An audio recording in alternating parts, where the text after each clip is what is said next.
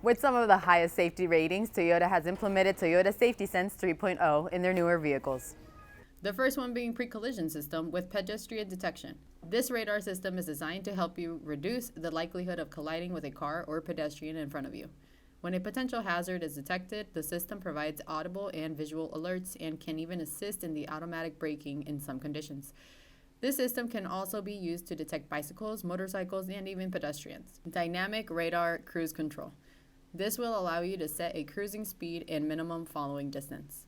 If your set cruising speed is faster than the car in front of you, radar cruise control will slow you down to match the car's speed in front of you.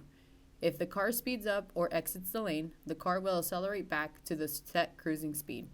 Lane tracing assist is a separate feature that is only activated when dynamic radar cruise control is active.